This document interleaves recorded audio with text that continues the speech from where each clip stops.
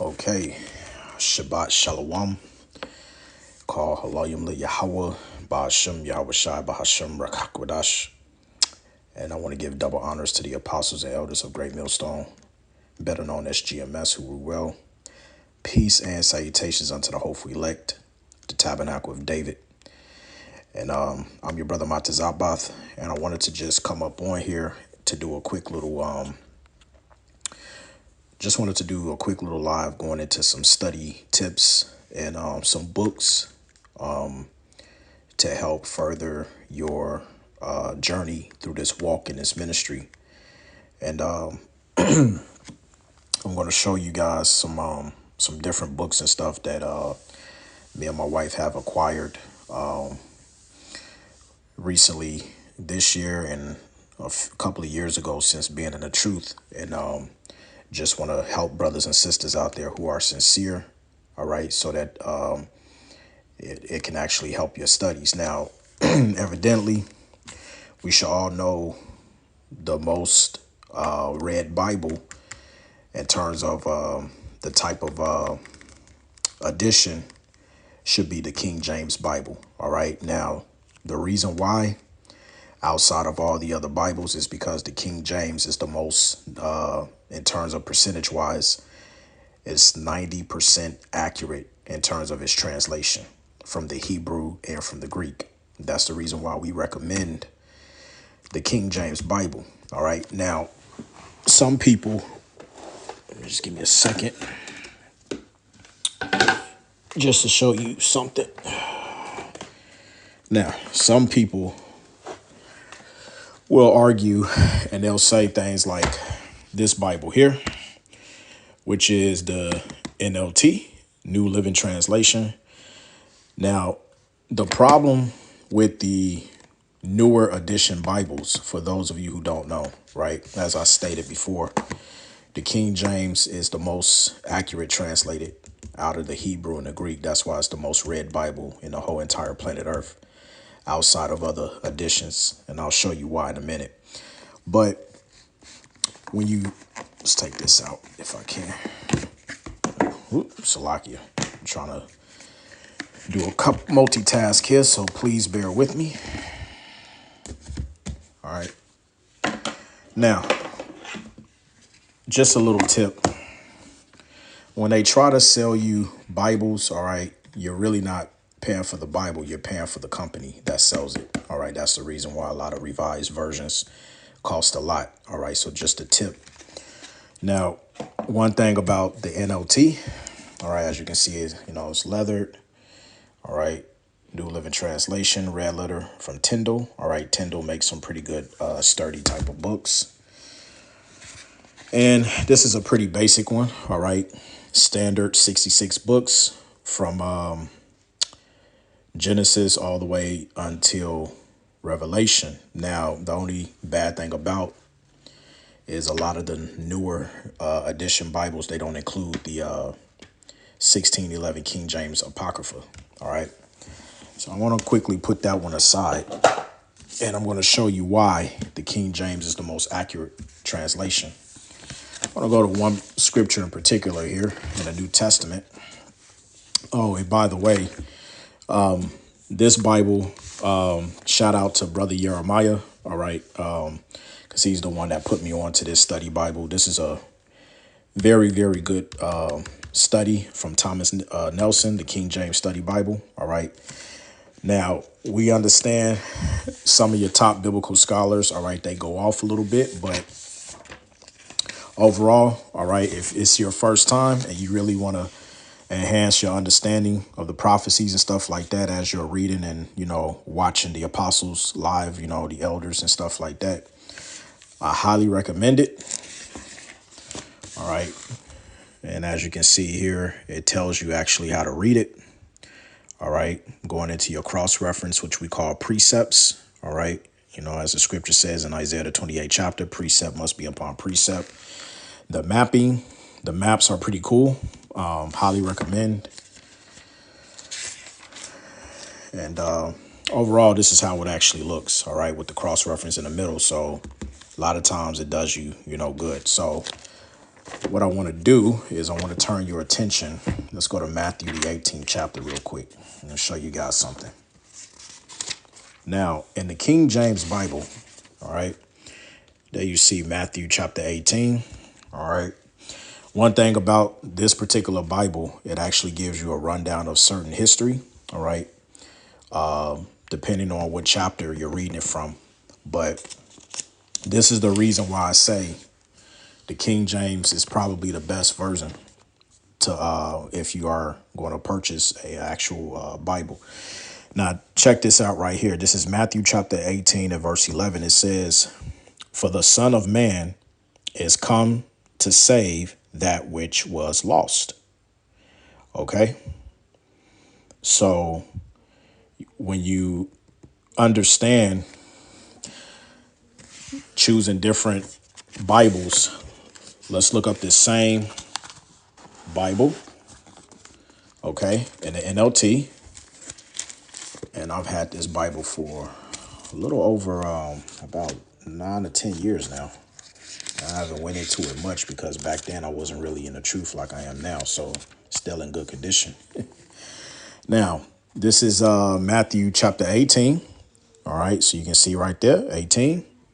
You see at the top there, Matthew. Now, if we go and find verse 11, notice after 10 right there, you're not going to find a verse 11. You want to know why? Because they purposely took it out. They took out a lot of scriptures because when you jump to the New Testament, this is why it's important that you get the full 80 book volume. All right. Which comes with not only the standard King James Bible, but also the Apocrypha.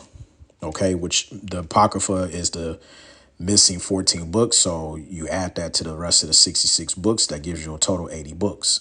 OK, and this is just one little incident, I'm pointing out. And they did that on purpose. All right. They don't have verse 11 there. OK, because in actuality, when you go back and read it, it's telling you that the Messiah came back to save that which was lost. Right now, who was lost? Who was considered lost? Which nation? If we go to Matthew 15th chapter, and I believe verse 24 in the red letter, Matthew 15 and 24, "But he answered and said, I am not sent but unto the lost sheep of the house of Israel." Okay, so the Israelites outside of the other 17 nations was considered sheep and they were considered lost. So in the I want to say around 1920s is when you had the word revision, to revise something. All right. Revision had came in, and then what they started doing was they started changing the definition of words. Then they started around let me see, just trying to get my calculations right. Anywhere from 1940s till around 1980s. All right. Before the early 2000s. Is when they started bringing out other translations like the American Standard Version and stuff like that, which if you go to look up these verses, you won't actually see them. OK, and the particular verse I'm talking about is like Matthew the 18th chapter, verse 11. So for those people that's coming in, I'll show you one more time. When you look in the King James Version, all right, Matthew 18:11, "For the Son of Man has come to save that which is lost." Right. Now they give the precept here, 18:11, Luke 9:56, John 3:17, which I already know that one. But let's go to Luke 9. What was that one again? Let me see. Luke.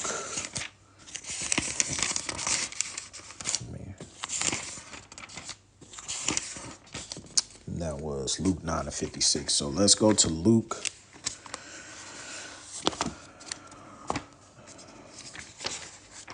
9:56, and let's see. So Luke 9:56, which says, "For the Son of Man is not come to destroy men's lives, but to save them." All right. And, when a Christian reads men's lives, they take that out of context and thinking that that's actually talking about anybody who believes. But when you understand the context, going back to John, the 11th chapter, all right, it's actually speaking about men of Israel. And to prove that, we can go to Acts just to show you something real quick. Acts the 5th chapter, so we can figure out who those men are. This is why you have to study to show thyself approved, precept upon precept. So if we go Acts 5:30, we should all know this one right now.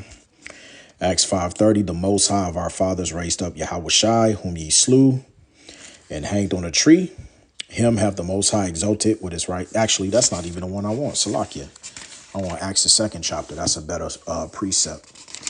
Acts chapter 2. Yeah, here it is. Verse 21, and it shall come to pass that whosoever shall call on the name of the Lord, Yahushua HaMashiach, shall be saved. So who was those all men that he came to save? And Luke 9:56, it tells you in the very next verse, verse 22, ye men of Israel. See, hear these words. This is why precepts are very important. Okay, through thy precepts I get understanding, therefore I hate every false way. All right. So even though the cross reference, it'll give you some good precepts, sometimes this is why you have to study, because you can add other precepts in case if you out there, somebody try to catch you slipping, and it goes, oh, well, you know, Luke 9:56, brother, says that all men's lives can be. No, don't say that, because here's the precept. The men that it was referring to was the men of the nation of Israel. It wasn't talking about all men who believe, right? So just wanted to point it out. Now, dig this map right here, man. This is actually pretty cool. All right. So you have Cyrene. All right. And it tells you, mentioned in Acts 2 and what's that? Acts 2nd, verses 9 through 11. All right. City with the Israelite community. All right. During the Roman Empire, 1st century AD. Now, the beloved elder apostle Tahar always tells us you need to get familiar with your maps. OK, see this area today. OK, when the British, going back in the 1800s, all right, when they were trying to get, which is further down here, but just give you a scenario today, they would tell you that this region, all right, will be called the so-called Middle East, which is false, because when you look up, pardon me, when you look up the ancient maps, this region right here is actually known as Western Asia Minor. OK, not Middle East. This is actually West Asian Minor. OK. And I got to keep stressing that, because you'll have a lot of people say when they speak about Yahushua HaMashiach, who the world ignorantly called Jesus Christ, they'll say things like, oh, it doesn't matter what his color was, or they'll say, oh, he was Middle Eastern. No, there's no such thing as Middle Eastern. OK, that was a social construct made up by the British by a man by the name of Alfred Thayer Mahan. OK, because he needed to find a route to get into East India.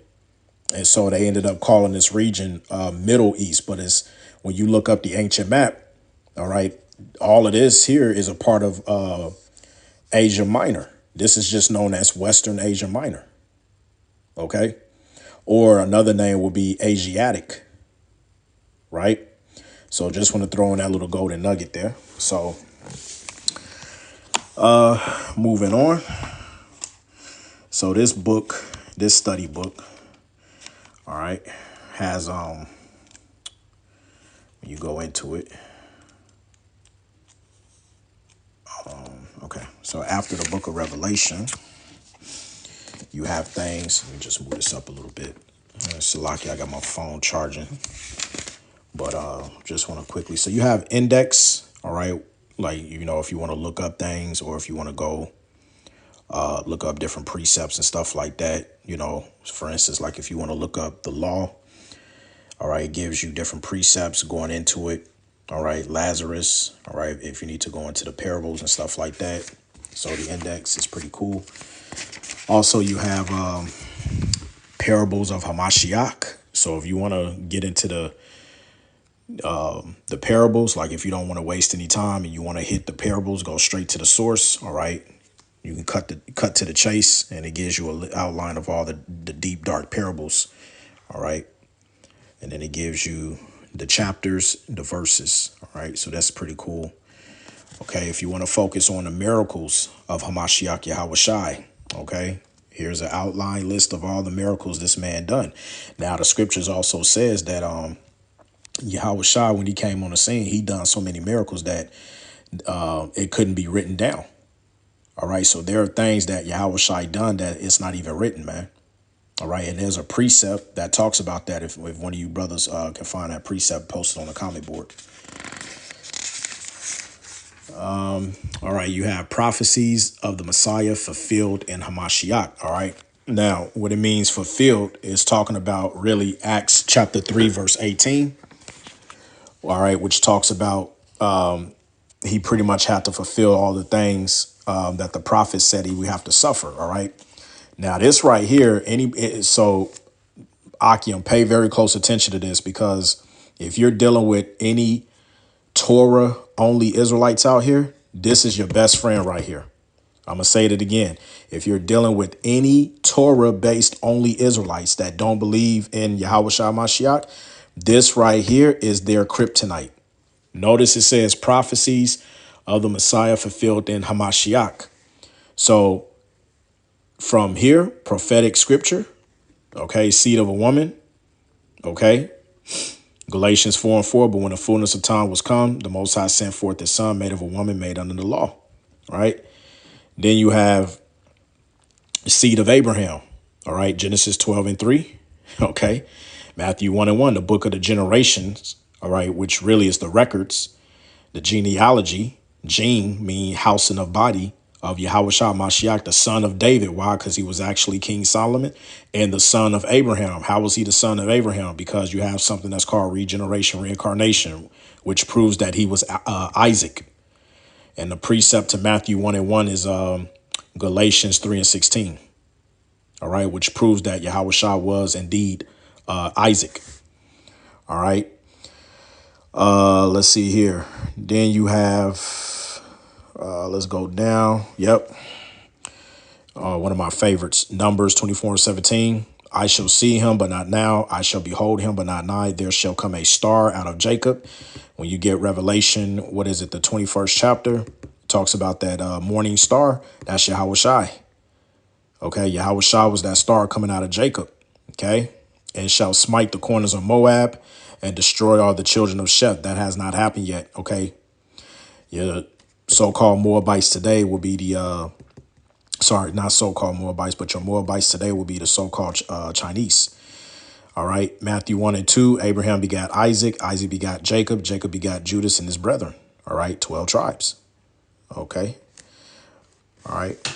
And then you have, of course, Genesis 49:10. See, all of these precepts in the Old Testament, this is why it tells you in Psalms, the 40th chapter, he comes through the volume of the book. This is what it means by the volume of the book, because all the prophets from Moses, all right, all the way up until Malachi, they prophesied about his coming.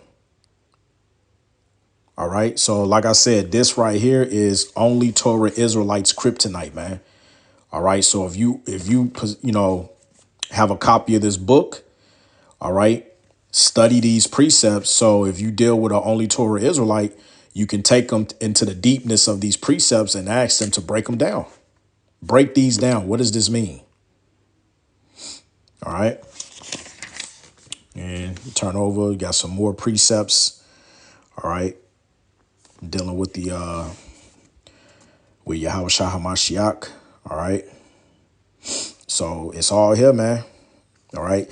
And here's the one that Muslims, they take out of context. Deuteronomy 18:15. The Lord, Yahweh, thy power will raise up unto thee a prophet from the midst of thee, of thy brethren. They will take Deuteronomy 18:15 and say that this was speaking of Muhammad. How can that be speaking of Muhammad? Well, Muhammad didn't come out of the line of Shem. Muhammad didn't come out of Isaac. Okay. Muhammad came out of Ishmael. All right. I remember almost a year ago. I don't know if Abaniah remembers, but we had that person that came on a comment board, or he came on a chat, and he tried to hit us with the Deuteronomy 18, and I took him right to this precept, Acts 3:20 and 22, and he shall send Yahweh Shai HaMashiach, which before was preached unto you. For Moses truly said unto the fathers, a prophet shall the Lord your power raise up unto you of your brethren like unto me. He shall hear in all things whatsoever he shall say unto you, showing you that Deuteronomy 18:15 was speaking of Yahweh Shah that was foretold to come. Wasn't talking about no damn Muhammad. All right. Like I said, this is only Torah Israelites kryptonite. All right. So, yeah, good one. Now, moving on with this book, outside of this little index here, which you don't really need that. But you also have, where is it? All right, cool. Now, if you want to know locations, they have a section dedicated. They have a section, Salakia, dedicated to locations. All right, so you have, Armageddon or Babylon, gives you the precepts. All right, bottomless pit. Okay, which pit means land. When you get Second Esdras chapter 5 and verse 23, if I'm not mistaken. All right, if you want to know what a pit is, that's the precept for what a pit is. Pit is referring to a piece of land. The Most High's throne, heaven, new earth, new Jerusalem. All right, which heaven, for you Christians out there, you simple Christians that don't know anything. All right, you have 3 stages of heaven. You have heaven on earth, you have the heavens above, and then you have the third heaven, which is the realm of where the Heavenly Father Yahweh sits. So when it talks about a new heaven and a new earth, essentially when you go into the word new and break it down in the Greek, I forget the Greek word, but it's talking about everything to be refreshed. It's refreshed. It doesn't simply mean that it's actually new. It's just refreshed. All right. So let's go further. All right, moving on. So if you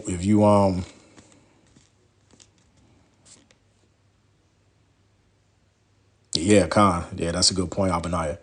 So you have monies, weights, and measure. All right. So, if you want to know what was a talent, it gives you the equivalent today. Monetary value. That's a lot. 3,000 shekels, 6,000 bekas or becas, talent. Shekel. All right. Which is pretty cool. And so forth and so on, man. All right. Then you got the Persian coins. All right. The Greek coins. All right, which is pretty important when you're dealing with money and stuff like that. And basically it just gives you an overall rundown of what it is equivalent to what we use today. All right, pretty self-explanatory. So, all right. Then you have over here dry measures, liquid measures. All right. Then you have the Israelite calendar. All right. No such thing as Ish. All right. We should already know that by now. All right. So for any of you brothers that struggle on the months. All right. Now, this is in Yiddish. I got to find the one that's actually in the Lashon One Kadash so you can know the actual months. Lord's will, I can grab that. But for now, we'll just utilize what we have in front of us. All right. And yeah. Now, this is important over here, because there was actually 12 hours in a day, not 24. All right. So back then, our forefathers, you had sunset to sunset. All right. So we should all know that from sunset to the next sunset equals 1 day. So the first watch, sunset, right, to 9 p.m. Second watch, 9 p.m. to midnight. Third watch, midnight to 3 a.m. And then the fourth watch, 3 a.m. to sunrise. And then you repeat that process all over again. All right. Very important. The tribe of Issachar, which would be your so-called Mexicans today, it tells you in First Chronicles, the 12th chapter, that they had the ability to tell the signs. All right. And this is what they did. They had the ability to tell the signs. So when they was out there looking up at the constellations and stuff, they was on their watch. All right. And if you go into some of the artifacts dealing with the Aztecs and the Mayans and stuff like that, all right, they did the same thing, which shows you that they are the people. But see, people don't understand that. It goes over their head because why? They don't go into secular history. They don't take the secular history. They don't cross-reference it to the actual prophecies in the scriptures. That's why they can't get nothing. That's why they don't understand nothing. You know? All right. Here's another good one. Prayers. All right. Prayers of the Bible. So this is a first for me, man. Ooh, this is pretty good. All right. So if you guys want to get into some prayers, all right, that our forefathers have done, all right, gives you a list of precepts. All right. So Daniel, he did a prayer for the Israelites. All right. Daniel 9, 3 to verse 19. He did a prayer for knowledge, for blessing, for help, guidance. So you can check out all of these precepts. Sorry, Daniel, the first one, the first two, but then David. And David got some good prayers, man. I love David prayer, especially Psalms 51. All right. Elijah too. Okay. Elijah has some prayers. Ezra. Okay. For the sins of the people. All right. Habakkuk. And a little side note too, when you actually get into these prayers of what the prophets did, it helps you to understand that much more the fear of the Lord, man, because you hear in their it's almost like you get a first person's view when you go into their prayers and you understand the fear that they had of Yahweh Bashim Shai. And this could actually help you to develop a more understanding of the Heavenly Father through his son, Yahweh Shai, what he requires out of us, man. You know, let's see here, some more references. Okay, then you just got the annotations, which we can skip those. We don't really need that. All right, then you have, I'm guessing these are like words, all right, that you can look up. The Strong's Concordance. So this is a concordance. I take it. All right, that's not bad. Doesn't give you the actual, it gives you the Strong's Concordance, but it doesn't give you the, or does it? Does it actually give you the definition? Oh, it does too. So you got praise, which is halal. All right. The verbal halal is a common Hebrew word for praise. There you go. All right. Praise him. Yep.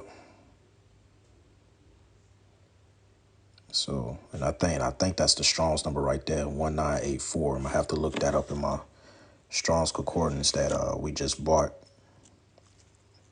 And see how they try to sneak that in there? It's not Yah, it's Yahweh. All right.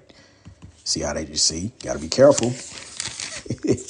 Gots to be careful, man. Let me see what else they got. Okay. Moving on to the maps.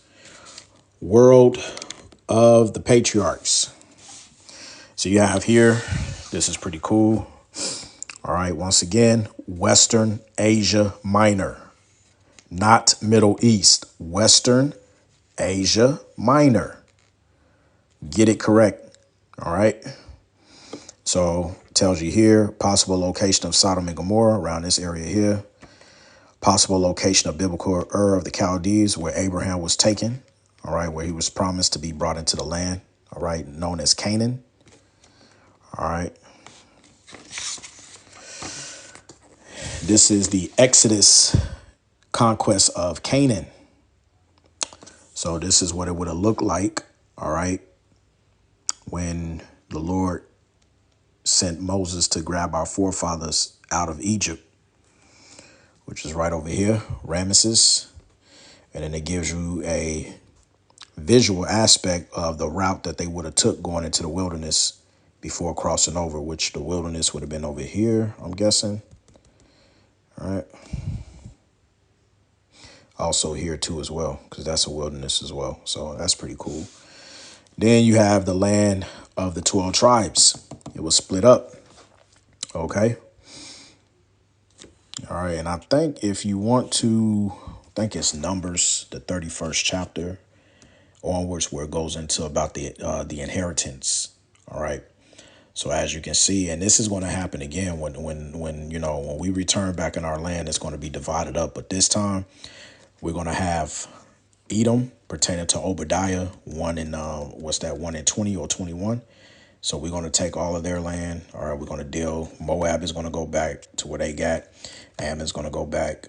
All right, because we're going to possess the other nations pertaining to Isaiah 14 and 2, Jeremiah 30 and 16, Revelation chapter 13, verses 9 and 10. Psalms chapter 149, verses 7 on down. The list goes on. I can give you precepts for days. All right. So we got Kingdom of David and Solomon. So this is how it looked during the reign of David and Solomon. And why is this important? Because we had a total of 80 years. All right. 40 years of peace between both men. And during the time of each man's reign, we had the nations under subjection. So we only had a total of 80 years peace. All right. Before we, went off the rail and became disobedient, breaking that first covenant. All right. So this is how everything was in order. All right. Over here, you have Yahweh Shai's ministry. OK, so it shows you certain places or where, like, for instance, where he turned water into wine. He was there in Galilee. All right. Spent his boyhood in Nazareth. All right. Did his sermon on the Mount. All right. So pretty cool. And having a visualization of what you're reading always helps as well. As the scripture says, where there is no visualization or where there is no imagination, the people perish. All right. So if you can't imagine something as you're reading and stuff, what good is it? All right. You're not going to believe in it if you don't have faith. OK, now here's an outline of Apostle Paul's missionary. All right. So, this is where he journeyed. All right. Preaching the gospel to the Israelite foreigners that were called Gentiles. That's what he was set up to do. Right. And then so all of these areas from Galatia, the Galatians, Bithynia, Pontus. OK, all of these were where Israelites were dwelling. OK, they were living amongst the heathens. All right. Keeping the oral tradition of the other heathen nations, hence why they were called Gentiles. That's why he said in 1 Corinthians, when he went to the church of Corinth, he said in 1 Corinthians, the 12th chapter, ye know that ye were Gentiles carried away unto these dumb idols. That's 1 Corinthians chapter 12, verse 2. Also Ephesians, the 2nd chapter, when he went to Ephesus. Okay. He was only speaking to Israelite foreigners who didn't know that they were Israelites.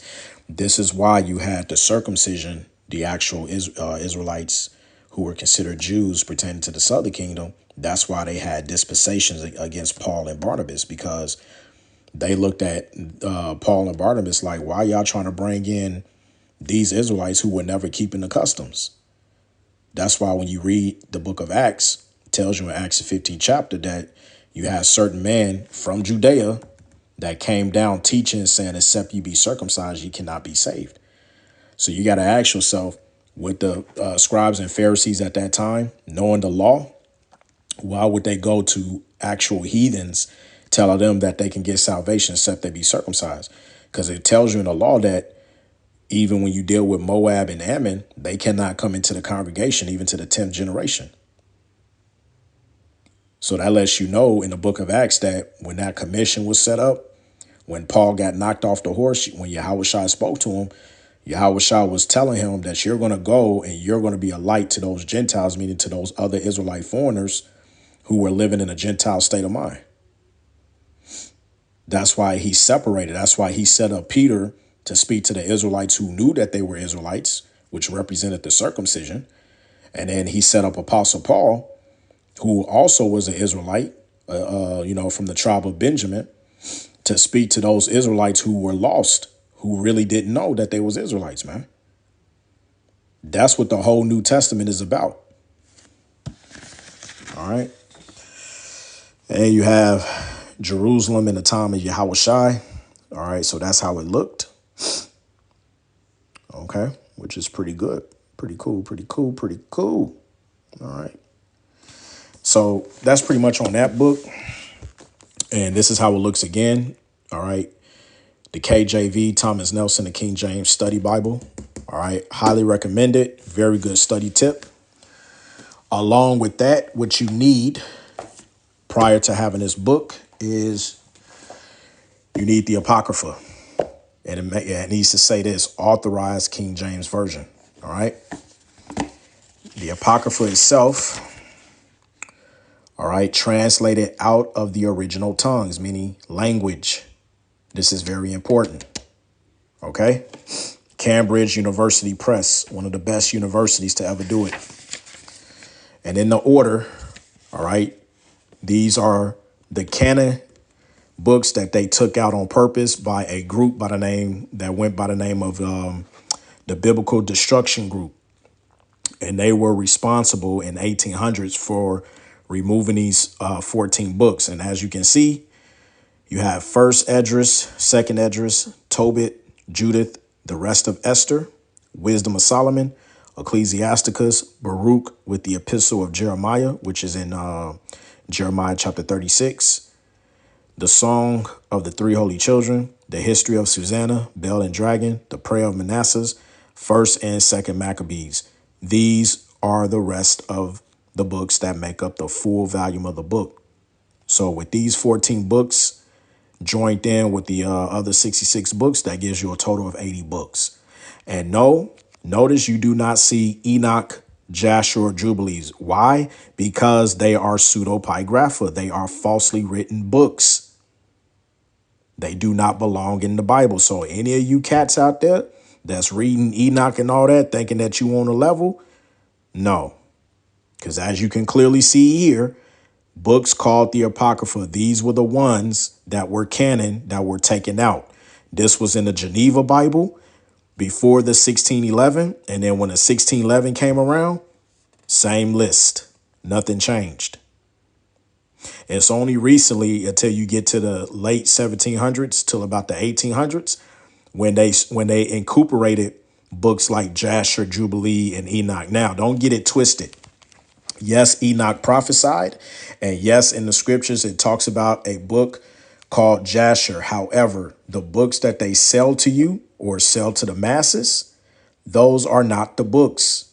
They are pseudepigrapha, which means falsely written. Look it up yourself. Just look it up yourself. All right. So a lot of these books, with the exception of, I think it was Wisdom of Solomon and Ecclesiasticus, the rest of them were translated by the Greek. But the other two or three was actually translated directly from the original tongue, which was Hebrew. Right.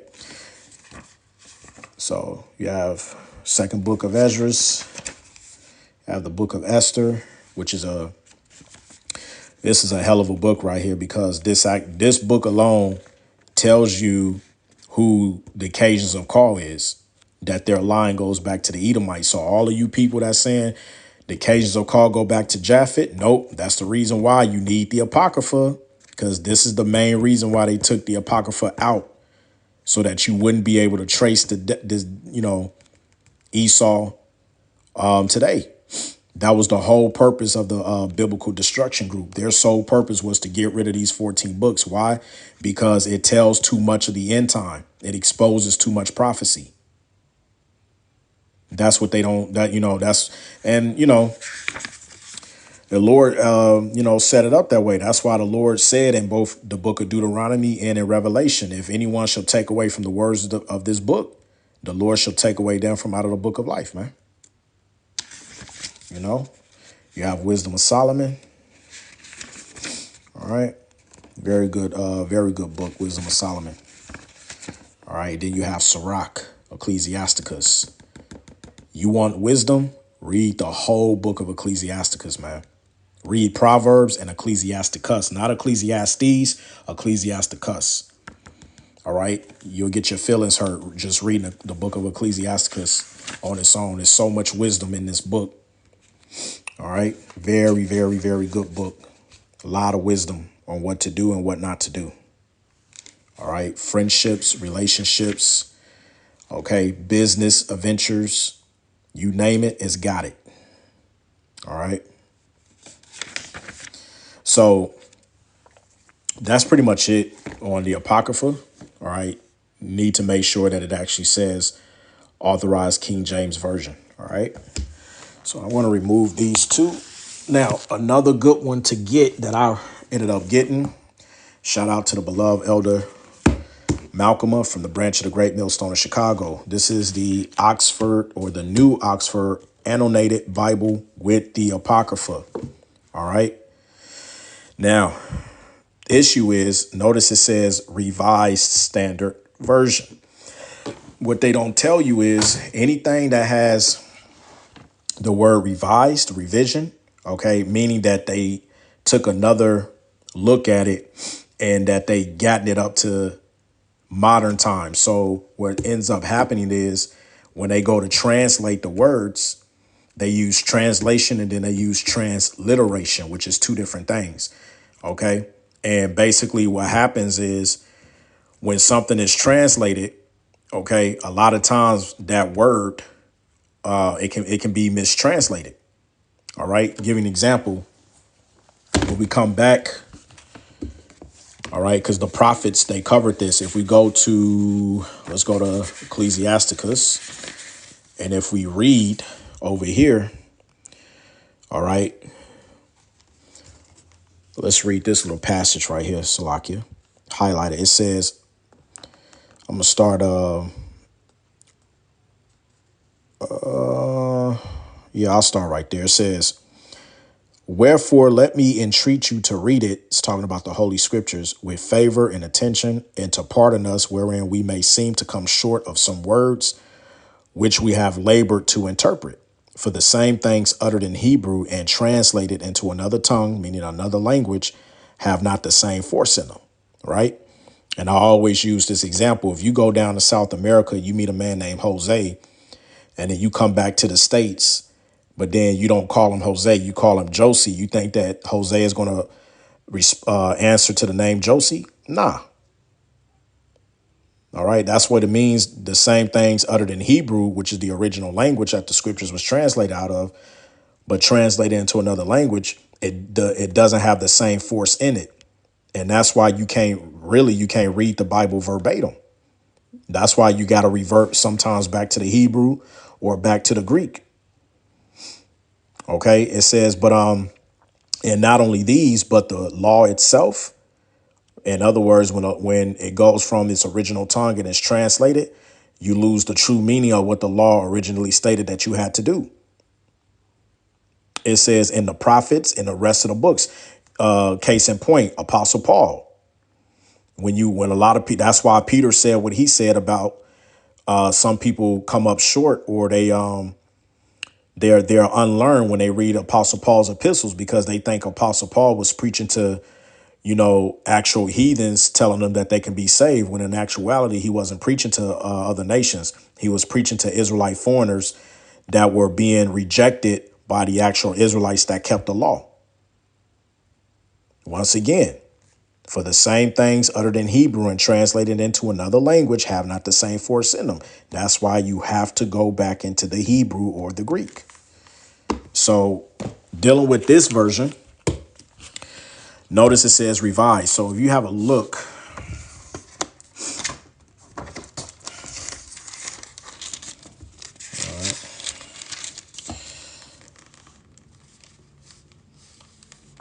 all right, let's see here.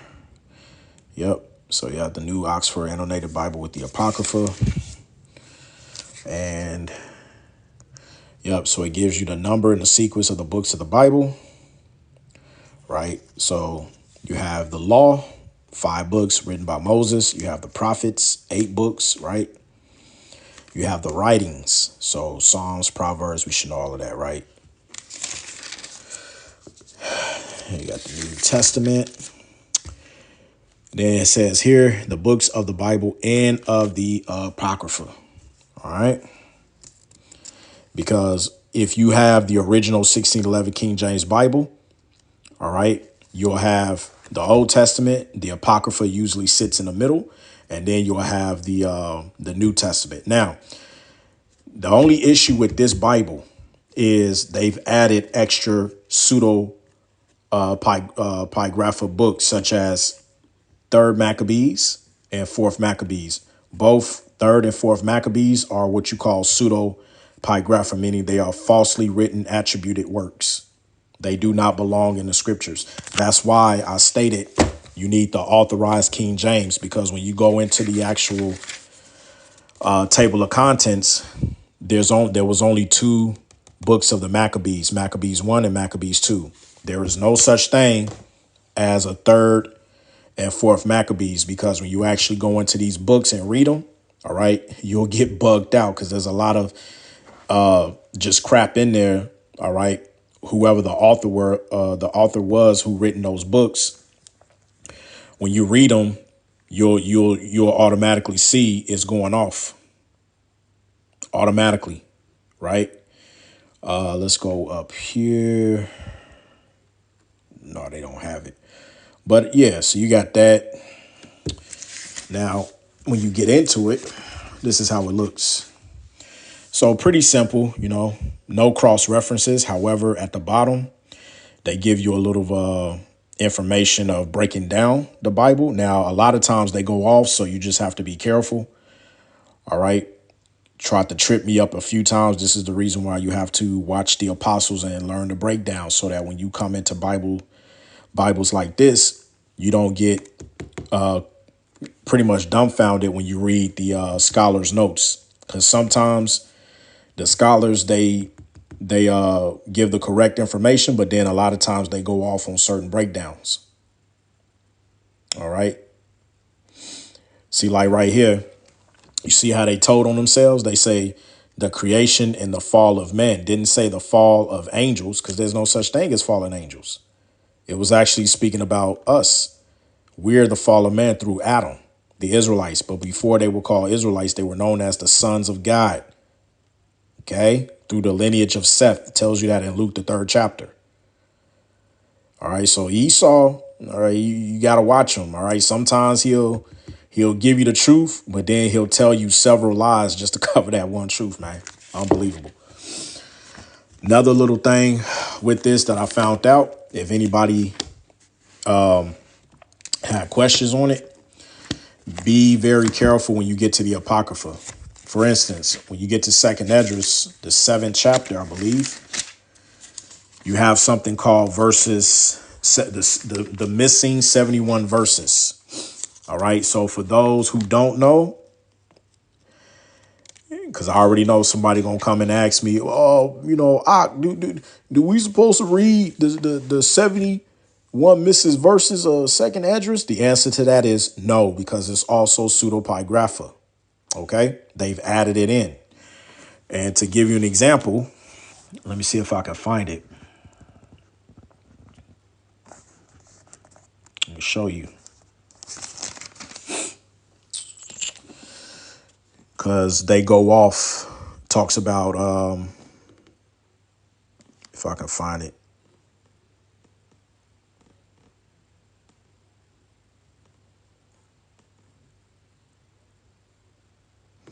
Let's start at, let me see, make it easier for y'all. I might start, just want to get straight to the point, just so y'all can see.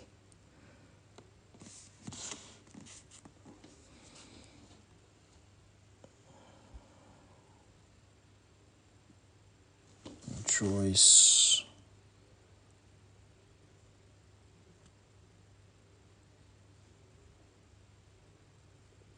Yeah, here it is right here. I'm going to start down here, though, for context. The 7th order. Now, watch. This is the reason why you don't read Second Esdras, the 70, I think it's called the 71 missing verses. It says the 7th order, which is greater than all that have been mentioned, because they shall rejoice with boldness and shall be confident without confusion and shall be glad without fear, for they hasten to behold the face of him whom they served in life and from whom they are to receive their reward when glorified. This is the order of the souls of the righteous, as henceforth is announced. And the aforesaid are the ways of torment, which those who would not give heed shall suffer hereafter. Right? Now, when you read down, all right, let me see if I can find it, because y'all going to be like, what the hell? Y'all going to be like, yeah, no, that's going off. And let me get to it. Because In the 70 missing verses, he speaks about those souls that didn't make it on this side going to hell, basically. But I'm just trying to find it. I haven't read it in a long time, but let me see. Yeah, nah, it's all good. It's somewhere in here. But basically, Esdras, he's having a conversation with the angel, and he's going into the 7 orders. And the last order, those souls that didn't make it, they supposed to burn in eternal hellfire, which goes off, because we know, Akim, that there's no such thing as hell. And according to Ecclesiastes, the 12th chapter, your body goes into the ground and your spirit goes back to the Most High who gave it. All right. See, that's the reason why you got to study, because you go and read the 70 missing verses, which is in this book. Then you're going to think that, oh, well, you know, there is a hell and stuff, when it's not. All right. It's not. So just if you grab this book, just be wary. If you know, when you start to go into Esdras, the 2nd chapter. All right. You know, you don't want to do that. 2nd Esdras 9 and 12 is not speaking on you burning in eternal hellfire. Right. Let's read it in the King James version, just to prove a point. All right. Because somebody will easily read that and then they'll think, see, didn't know, you don't understand the breakdown. 2nd Esdras chapter 9, verse 12. We'll start up a couple of verses. Start up, let's see here. Verse 9. Then shall they be in pitiful case, which now have abused my ways, and they that have cast them away despitefully shall dwell in torments. All right. Now, what does the torments represent? Keep reading. For the torments goes in a line with, you have Jacob's trouble, Jeremiah 30 and 7. You have Sirach chapter 38, where it talks about those spirits that are created for vengeance. And you have Wisdom of Solomon, the 6th chapter, where it goes into apparitions, those evil angels. So that's the time that we're coming in now. This is not referring to your body going into hell and you burn it up in torment. That's a goddamn lie. This is why you have to study. Y'all don't study. That's your problem. You don't have no elders.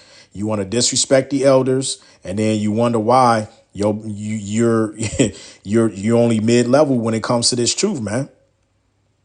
Right? Verse 10, it says, for such as in their life have received benefits and have not known me, and they that have loathed my law. The word loathed is another way of saying to detest, meaning that you don't like something. While they had yet liberty. Liberty is another way of saying grace period. And when as yet place of repentance was open unto them, understood not, but despised it. And look, I put the precept there. 2nd Esdras chapter 8, verses 55 to 58. We're going to grab it. The same must know it after death by pain. And what is that? Proverbs 19 and 16. So let's go to 2nd Esdras 8, 55, right over here, which says what? And therefore ask thou no more questions concerning the multitude of them that perish. For when they had taken liberty, they despised the Most High, thought scorn of his law, and forsook his ways. Moreover, they have trodden down his righteous, and said in their heart that there is no power, yea, and that knowing they must die. Because it tells you in 1 Peter 4 and 17, judgment must begin at the house of the Heavenly Father. And what is that ultimate judgment? Go to Psalms, the 72nd chapter, the 73rd chapter, I think it is, drinking the cup of his wrath. What's the cup of his wrath? Revelation. Let's go to it. See what it says in here. Let's go to Revelation, the 14th chapter. What's that wrath? This is, you got to put the precepts together. Revelation chapter 14, verse, actually, I skipped it. Verse 9. And another angel, a third, followed them, saying with a loud voice, if anyone worships the beast in his image and receives that charagma, which is the RFID hip, on his forehead or in his hand, he also shall drink the wine of the Most High's wrath, poured unmixed into the cup of his anger, and he shall be tormented with fire, sulfur, in the presence of the holy angels and in the presence of the Lamb. That's the torment. Because during the time when World War III hits, you're going to have those ICBM missiles hitting, but also the angels is going to be zapping people. Let's prove that. Let's get Second Esdras, the 13th chapter. What did Esdras saw? Remember, Esdras saw the vision, man. All right, that's the torment. You see what happens when you put the precepts together. See, you get a regular Christian, and they'll sit up there and read that what we read in Esdras, and they'll think that that's talking about you going to hell. No, that's talking about the destruction that's coming to Babylon the Great, which is America, man. Get it right. Let's start Second Esdras 13. This is when Esdras saw Yahushua coming back, destroying people, the armies and stuff. Right? I'm gonna start at verse 5. Just get to the point. It says, after this I looked, and behold, an innumerable multitude of men. This is talking about all those armies that's going to be over there in the valley of Jehoshaphat. All right? When World War III finally goes down. They were all gathered together from the four winds, meaning the four corners of the earth, of heaven, to make war against the man who came up out of the sea. Because it tells you in Isaiah the 47th chapter that he's not going to meet thee as a man. It tells you in Isaiah the 63rd chapter that he's coming back to a nation who's ruling the planet Earth, known as Esau, Edom. It says, and I looked, and behold, he carved out of himself a great mountain. This is parabolic talk for chariot, which you call today UFOs. And flew up upon it. The precept to this is Psalms chapter 104, verses 3 and 4. Read it your damn self. It says, and I tried to see the region or place from which the mountain was carved, but I could not. All right. We always reference this to the movie Independence Day with Will Smith. Remember the shot when he woke up in the morning, went outside his house, and he looked upon the skyline, the city view, and he saw that chariot. He couldn't see the end of it because what? It's the same thing what Esdras is saying here. You just have to comprehend what he's saying. After this, I looked, and behold, all who had gathered together against him to wage war with him were much afraid, yet dared to fight. Right. Because although when everybody is fighting in the midst of World War III, when Yahushua comes back, when this so-called black man cracked the sky, it's going to scare the shit out of everybody. But the Lord going to put the spirit on them to fight. Why? Because it tells you in Exodus, the 15th chapter, verse 3, the Lord is a man of war. Yahweh loves to fight, man. It says, and behold, when he saw the onrush of the approaching multitude, he neither lifted up his hand nor held a spear or any weapon of war, but I saw only how he sent forth from his mouth, which is another parabolic talk for the chariots sending forth that laser beam, that fire. The same fire on Mount Sinai, all right, that struck down the tablets when it was writing the law into stone. This is the same thing that Ezra is witnessing in his vision. It says he sent forth from his mouth as it were a stream of fire. That's talking about those laser beams firing down from the chariot. This is parabolic talk, right? And from his lips a flaming breath, and from his tongue he shot forth a storm of sparks. All these were mingled together, the stream of fire, the flaming breath, and a great storm, and fell on the unrushing multitude, which was prepared to fight, and burned them all up. That's the anger of his indignation when it talks about in the presence of the holy ones and Revelation the 14th chapter. This is the precept. Easy. Right? Very easy. All right. That's why the apostles always say, you got to be up under the elders. You got to study. Right. Let's see what else I wanted to show you guys in this book. If we got anything else. So you have the chronological tables of rulers. Right. When you deal with the Maccabees, you have the Seleucid dynasty. All right. Because remember, when Alexander the Great, remember, he only ruled for about 12 years. So it was passed down to his four generals. One of the generals was Seleucid. The other one was, let me say that again. You had Ptolemy. You had Ptolemy, Cassandra, Lasomaeus. And the fourth one was that person right there. All right. So those was his four generals that ruled. And it's very important that you understand that. All right. That's in Daniel, the 7th chapter, and also the first Maccabees. Right. Then you have the house of the Maccabees, which is the Hasmonean dynasty. Okay. This began your Sadducees, Pharisees, and Essenes. This is where it started from. All right. Then you had the man right here, very important figure as well as him. But John Hyrcanus was the person responsible for forcing circumcision on Esau, Edom. That's why the people over there in the Holy Land that's calling themselves the people, it goes back to this man right here. That's where we messed up. If John Hyrcanus never would have forced them to keep the law, statutes, commandments and force circumcision upon them, we wouldn't be in the situation we're in today. So you can look him up. All right.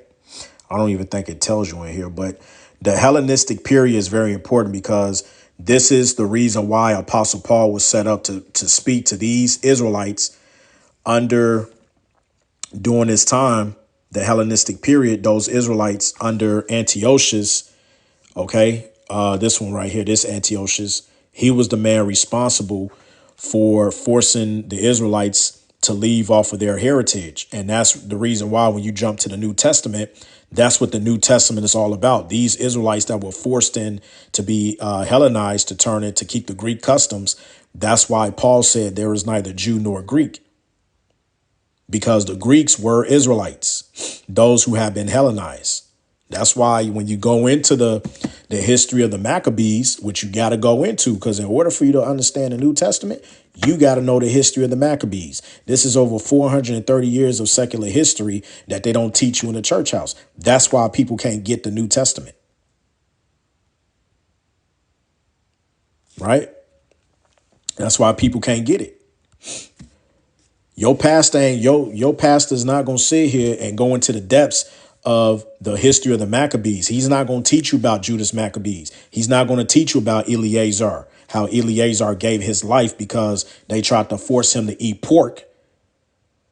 And he told the guards that he rather be ensample to the children of Israel. So much so that they told him, OK, since you're not going to eat the swine, get whatever meat that's appropriate under your law, and just we want you to get your nation of people to act like you're keeping the king's commandment. And guess what he did? He rather be put to death, and that's what he did. But no, y'all still going around eating pork, shrimp. Y'all love that catfish, man. This is your history. This is your people, man. Go and read what Eleazar done. This is our people, right? See what else you got here. You got this is pretty good. This is the titles given to the books associated with Ezra and Nehemiah. All right, so this is how they broke the versions down. So in the Old Testament, you have the book of Ezra. All right. But in the Greek Septuagint, you have Second Esdras. So when you read the Latin Vulgate versions, which is First Esdras is really Ezra from the Old Testament when you read it. Right. But then you have Second Esdras. All right. Which is written in Greek. All right. Then in the Latin Vulgate, they give you Third Esdras and Fourth Esdras. This is the one which really Third and Fourth Esdras is a part of Second Esdras. Right. But what they did was, instead of you reading all 16 chapters, they spread it out into books 3 and 4. All right. But they only did that in the Latin Vulgate. Now, for you, individuals out there that don't love to study because you want somebody to hold your hand and do the work for you, the fourth book of Esdras, which is the same as Second Esdras, both 3 and 4 combined. This is the book that Christopher Columbus, which his real name is Cristobal Colon, he is the man that was responsible for using the book of Esdras in the Apocrypha. All right. Before they took it out, that's how he knew to come over to the Americas to find the lost 10 tribes. And they tell you that in the movie 1492, because he knew when he arrived in South America, he knew, all right, the Tainos, all right, your Native Americans, the Mayans, the Aztecs, he knew that they were Israelites. That's why he took with him 5 Hebrew interpreters. And when you read his memoirs, they tell you, even his son even admitted the only reason he knew to go over to the western part, the western hemisphere, was because of people like Esdras. He read the book of Esdras, which is the 13th chapter. That's how he knew the other the northern kingdom really was over in the Americas already. That's why you got so-called black people today talking about something. We was already here. We the aboriginals. No, you didn't come over to the Americas till around the time you left the Assyrian Empire under King Salmanassar. Up until then, nobody dwelt in that land, man. That's the 100% truth right there. We've already done lessons on it. And then it wasn't until the 1600s when they brought our brethren over, which is us, the Southern Kingdom, you so-called, African Americans, West Indies, Haitians. Okay. When we came over, we joined our brethren, the natives. And one tribe particularly, you had the tribe of Reuben, which is today known as your Seminole Indians. When the so-called African Americans came over, when we was taken from what's known as Ghana today, but back then it was known as West Africa. All right, Waiada or Ouida, which is known as Kingdom of Judah, the slave coast, and what's today is known as Benin. Yeah, they don't tell you about that history. Y'all need to learn how to research things. When they took us from Benin and brought us over to the Americas, the Seminole Indians took us in. That's why you have a term called Black Seminole. Look it up. Black Seminole Indian. Because they recognize you so-called African Americans being the head tribe, which is the tribe of Judah, Yahweh. And so what the Seminole Indians did was they set up Judah to be head kings over them. That's why when you go into those wars down in Florida and everything, just look up what the Black Seminoles did to help the Reubenites, which are your Seminole Indians. Because we brethren, they already knew who we were. All right. So let's see here. All right, we got some more maps. And this was the land of Canaan.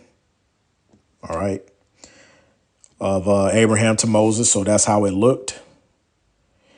All right. Another little tip. We, the nation of Israel, we was given our inheritance last before the other 17 nations were given their inheritance. After. It tells you that in Deuteronomy, the 30th chapter. Those 17 nations, they were already set up with their inheritance. The nation of Israel were the last to be set up. All right.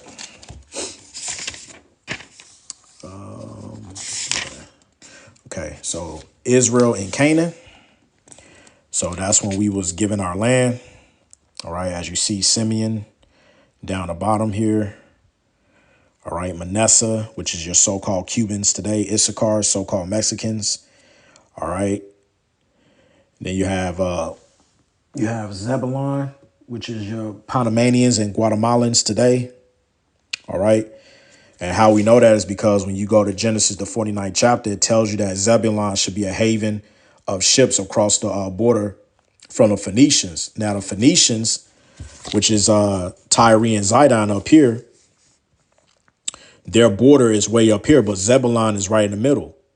So evidently, we know this ain't right. They're not there. And here, they're nowhere near that border. So clearly this is talking about America, because when you look at South America, you look at the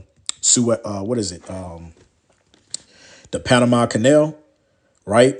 When you go into the history, they got those Olmec heads down there. And so when you read the prophecies of what will happen to the descendants of the 12 tribes in the last days, which we're currently in the last days, Zebulon will be dwelling. They will be a haven of ships. All right. For the Phoenicians. Now, during the time of King Solomon in 1 Kings, the 8th chapter, when he made the covenant with King of Tyre, which his name was, what was his name? Starts with an H. One of you brothers can put it on the comment board. I forget his name. But basically, when you read Ezekiel chapters 22 to 28, the king of Tyre, he used to send naval ships to the Americas. That's where you get the Olmec heads from. Those Olmec heads were Phoenicians. They were your Hamitic people. They were Hamites, which are your so-called Africans today. And so what they did was those statues, those big gigantic heads, they were pretty much used for navigation. So anytime they kept traveling, because it took them a year and a half to go from the Americas and then back to Israel, from Israel to the Americas, that's a year and a half. So tally that up. That's a total of 3 years. All right. And your top archaeologists, they prove that. I even got a website to prove that those Phoenician writings and stuff, those are Hamites, those are Olmec heads. But see, you got our people talking about something. That's, see, they got, look at the nose. You know, now, would have had some Israelites within those Tyre ships mixed in with the Phoenicians? Absolutely. Because remember, King Solomon was ruling during that time. All right, with the big flat noses and the big lips and stuff like that. So yeah, you had our people mingled in with those Hamites and stuff, but majority of those Phoenicians, because remember, they spoke the Hebrew as well. That's why it's called the Paleo-Phoenician Hebrew. And they got so many relics down in South America and Central America, relics found of writing in the ancient Paleo Hebrew. Okay. So hey man, the history is there. Everything you need to know is there. You just got to do your due diligence and you know, look it up. See what else we got here. Okay. The United Monarchy. This was okay. Israel, Judah, Hebrew kingdoms. Okay, so this is going into the time of the kings. All right. And then you got, yep, kingdoms of Israel and Judah. All right, going into that history. And then you got, what's this one? All right. And then for those people out there, you do, oh, America is the Egypt. No. See? Where you think they got Memphis? See, America, which is Babylon the Great, that's why it tells you in Revelation 11 chapter, spiritual Sodom and Egypt. Because they'll try, because you got certain Jakes that say America is the real Israel, it's the real Egypt. No, it's not. Learn your maps. All right, Jake just, you know, Jake, man, you know, Jake will just say any old damn thing. All right, so that's enough on that book. Now, one more Bible, which my wife and my beautiful daughters, they actually found this for me at a thrift store. This is called the Revised English Bible with the Apocrypha. All right, and I actually got this for free. 9 times out of 10, if you go to thrift stores, all right, you will be very, very lucky to find Bibles like this. And why? Because first of all, it's very, and this is from Oxford, Cambridge, so you know it's legit, right? But this is pretty cool because when you look at the table of contents, all right, you have the Old Testament, you have the from the Old Testament, and like I said, you have in the middle the Apocrypha. Okay, first, second books, Esdras, Tobit, Judith. All right, list goes on. Right, letter of Jeremiah. And you do not see no book of Enoch, Jasher, or Jubilee. Why is that? Because they are not canon. They are falsely written attributes. Notice how this table of contents matches exactly up with the authorized King James Version, which we looked up. No, how many times I got to keep saying it? Because our people love, well, you know, the book of Enoch. No, we're not on no damn book of Enoch. It's pseudepigrapha. It's falsely written. Stop reading it. Anyway, you got the New Testament.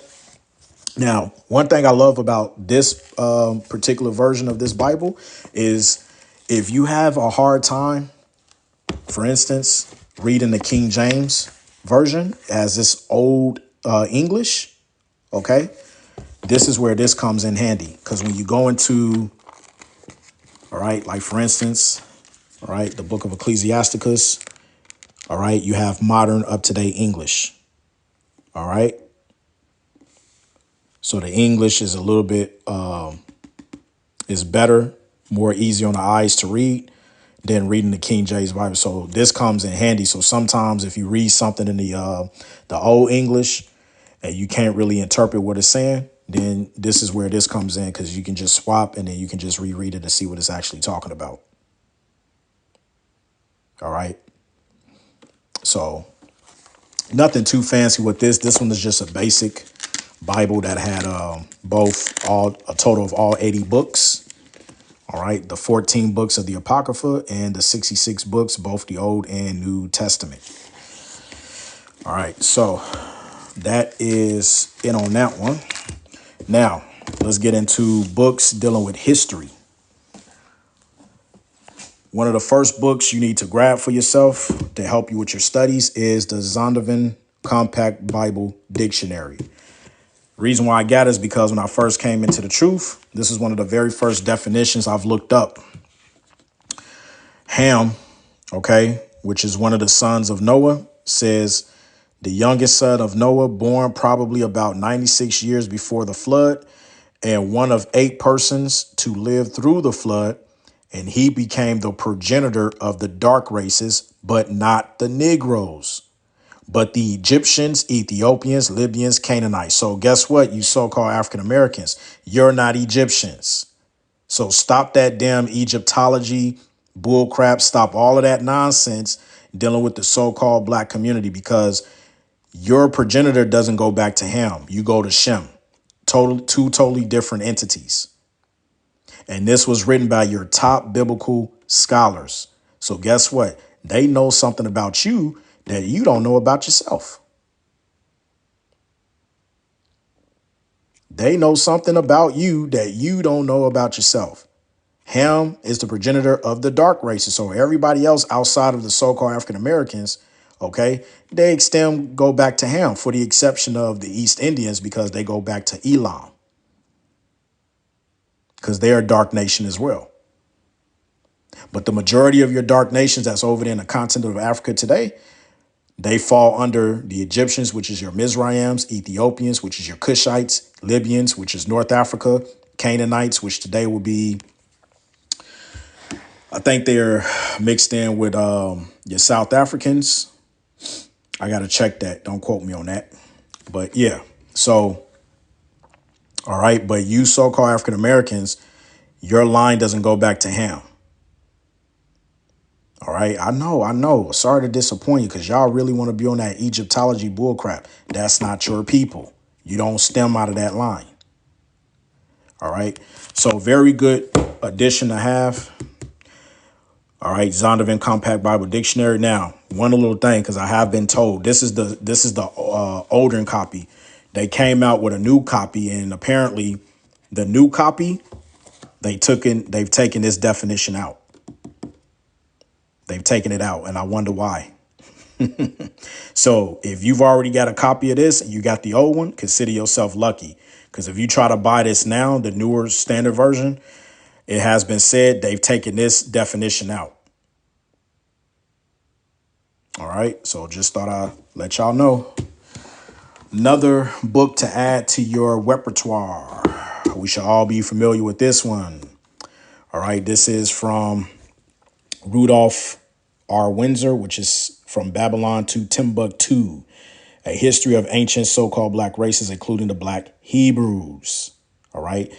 I don't like using that word, because the word black really is a social construct that was made up in 1681 by the state of Virginia. All right. So all of your so-called white noblemen, bankers and stuff, basically what they did was they were trying to get the rest of the land of your brethren, all right, the Gadites, the so-called Native Americans, all right. And basically what happened was they didn't want to share the land with the Native Americans, so they took to Congress, made up this new act. They ended up separating a lighter people, calling them Caucasian or calling them the term white. And then they took our people, All right. And just called us black. So that was a byword and a proverb that was thrown on us going all the way back to 1681. That's really the year when, if you want to say for edification purposes, white supremacy really started. All right, you can just look that up. So, very good book in history. This guy, he actually goes off a little bit. And TikTok, stop tripping, man. All right, I don't need nobody shutting my live down. I'm just giving out information. I'm not saying anything that's being rude or anything. So stop giving me warnings. This is for edification purposes. All right. Anyway, this is a very good book to have. Another book that you can add on is the from William Beeston, the Roman Empire, the Empire of the Edomite. Very, very good book. This is a tell-all tale book, man. All right, to show you who the true people were during the ancient Roman Empire. All right, which is another book that they ended up raising the price on because this guy William Beeston, he told a lot of there's a lot of golden nuggets in this book. All right. But basically, for everybody that's saying that the Cajuns of Call are Japhet, when you read this book, that shuts that whole narrative down because they're not Japhet. They're Edomites, which goes back to the line of Shem. They're Shemites, not Japhites. All right. So another good book to have. All right. Now, before I get the other two books, I know a lot of y'all like to use the Blue Letter, but if you can, do yourselves a favor and purchase yourself a Strong's Concordance. All right. This is very, very important because we know the famine of the word is coming.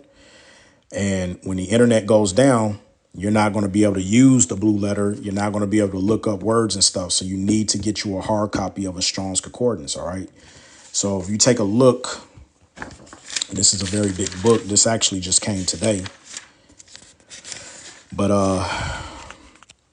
the way that it works is you will look up the actual word and then it gives you the actual actually, let's pick an easy one.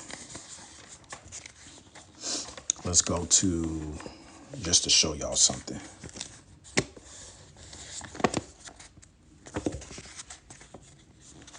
All right. So let's look up so-called Jesus, right? Which his name is Yahweh Shai.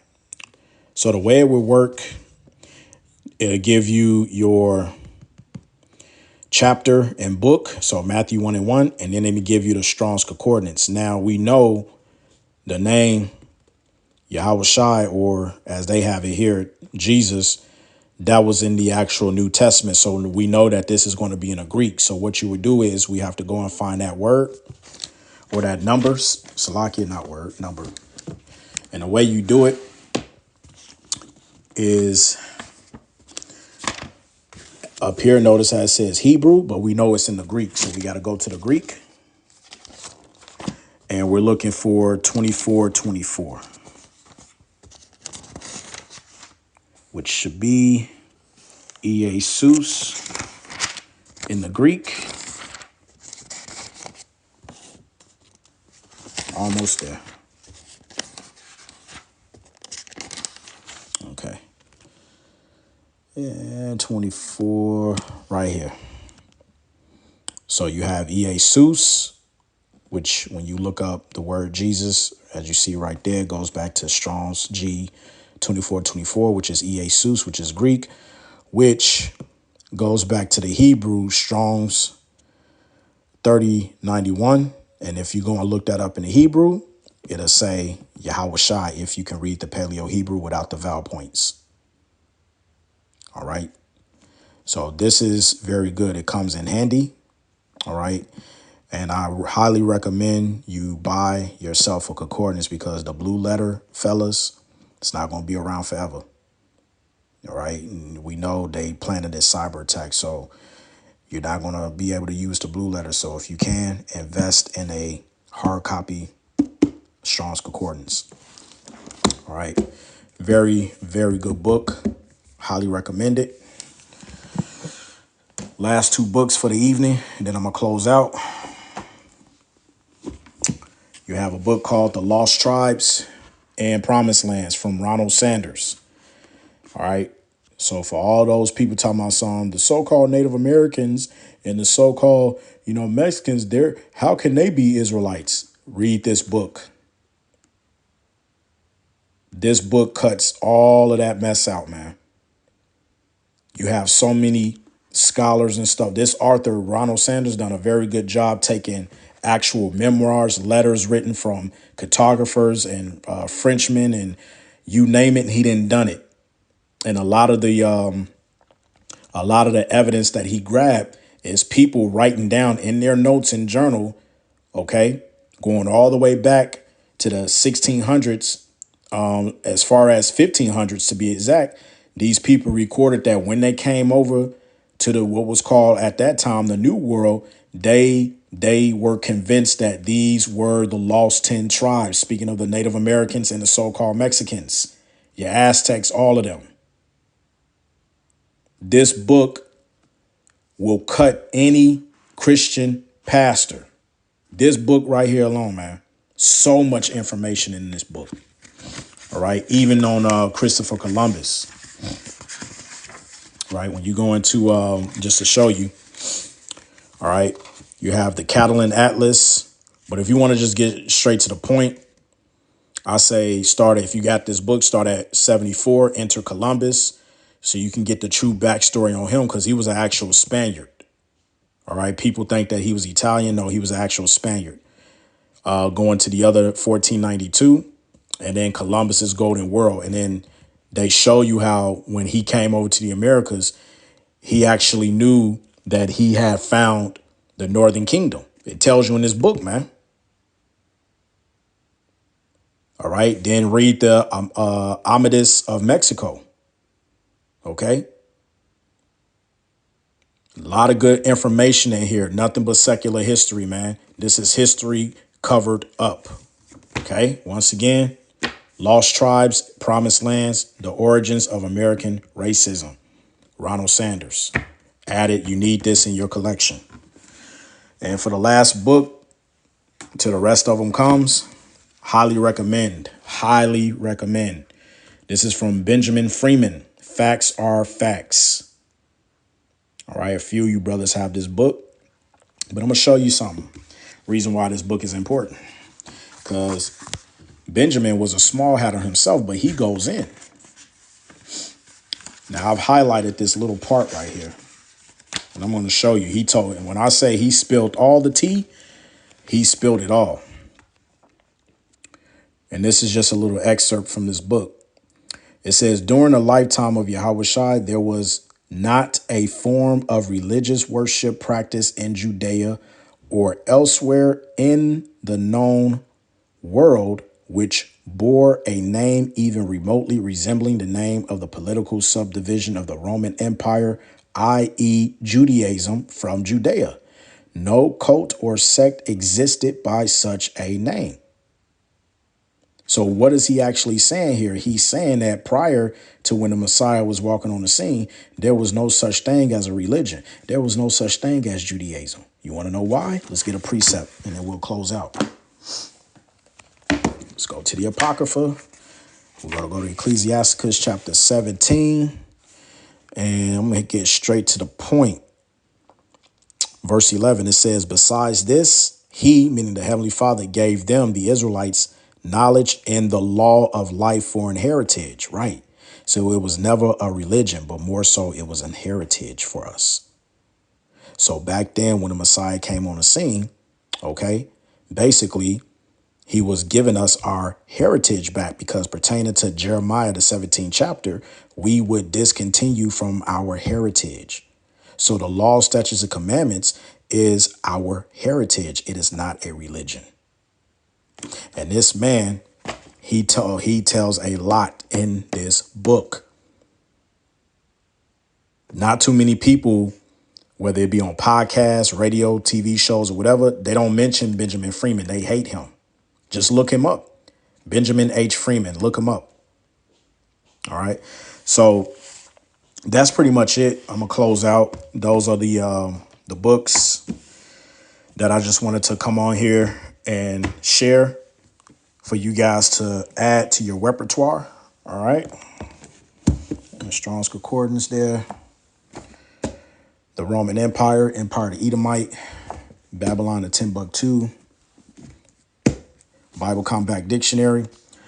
All of these will pretty much more than enough. Will get you started. Now, one little tip, last tip before I go. The most important thing that every brother and sincere sister should really focus on, scriptures. Learn the scriptures first before you dive into history. Because once you understand the scriptures, then you can understand the history. Because when you go into the history, guess what? It'll link up with the scriptures. But see, what people do is they'll jump to history and not know what's going on. And then once they try to go into the scriptures, they bug themselves out because they don't know how to cross-reference. But when you learn the breakdowns and you learn the scriptures, then once you go into the secular history, go into the books, the scriptures will come more to life.